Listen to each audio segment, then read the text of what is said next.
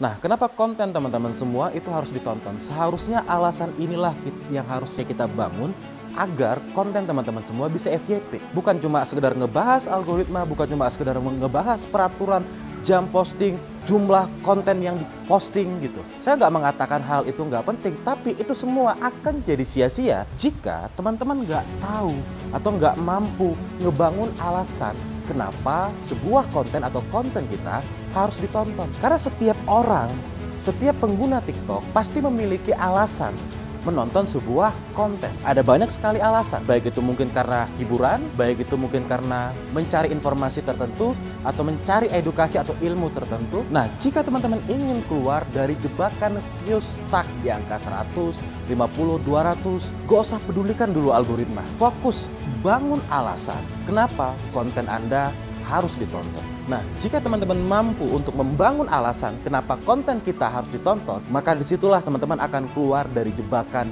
views stuck di angka ratusan ataupun 50-an. Nah, kemudian bagaimana caranya membangun alasan agar penonton mau menonton konten kita? Nah, caranya dengan memahami psikologis audiens. Nah, mungkin alasan orang menonton sebuah konten, sekali lagi seperti yang saya jelaskan tadi, ada banyak. Alasan yang paling kuat secara psikologis ya teman-teman, penonton atau audiens menonton sebuah konten karena satu, terkait dengan apa? Keresahan.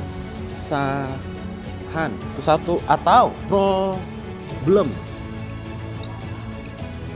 Ya, manusia itu adalah makhluk problematik, makhluk penuh dengan masalah. Bahkan ketika kita lahir ke dunia ini aja, kita itu udah dihadapkan dengan banyak sekali masalah. Makanya insting kita itu ya teman-teman, selalu mencari solusi untuk menyelesaikan setiap masalah yang kita hadapi. Nah, dalam hal ini teman-teman bisa membuat konten yang terkait dengan keresahan ataupun permasalahan yang dihadapi oleh banyak orang. Makin banyak orang yang merasakan keresahan yang sama atau problem yang sama, makin besar peluangnya untuk FYP. Saya ambil contoh sederhananya, kembalikan ke diri kita sendiri. Ketika kita punya keresahan, ketika kita punya problem, kemudian tiba-tiba lewat konten yang mengangkat keresahan atau problem yang kita rasakan, kemungkinan besar peluangnya teman-teman akan menonton konten tersebut. Betul? Kenapa? Karena merasa punya keresahan dan masalah yang sama. Ketika lewat nih kontennya, wah, sama nih. Saya juga merasakan keresahan ini nih. Waduh, ini kan problem saya nih. Saya tonton dah. Betul nggak? Jadi, coba temukan keresahan atau problem yang dihadapi audiensnya teman-teman di niche-nya masing-masing. Saya ambil contoh apa problem audiens atau penonton kita di bidang fashion. Ada banyak. Contoh aja ini salah satunya. Kebingungan dalam memix and match-kan pakaian.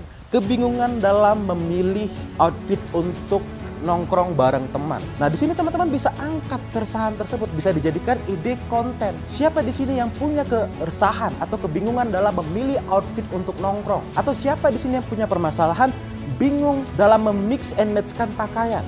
Betul nggak? Nah, angkat keresahannya, angkat problem hidupnya, maka peluangnya untuk mendapatkan penonton akan jadi lebih besar. Nah, jadi poinnya itu ya teman-teman, buatlah konten berdasarkan hal ini. Kita mengangkat keresahan dan juga problem yang dihadapi oleh audiens kita yang sesuai dengan niche-nya kita masing-masing. Temukan problem tersebut, temukan keresahan tersebut. Makin banyak orang yang merasakan keresahan yang sama, problem yang sama, makin besar peluangnya untuk FYP. Jadi stoplah ngebahas algoritma atau perihal teknis gitu. Bukan berarti itu nggak penting, tapi bukan itu faktor utamanya. Faktor utamanya, bangun alasan kenapa audiens harus menonton konten Anda. Terima kasih sudah menonton, semoga bermanfaat. Sampai ketemu di konten berikutnya dan jangan lupa praktek.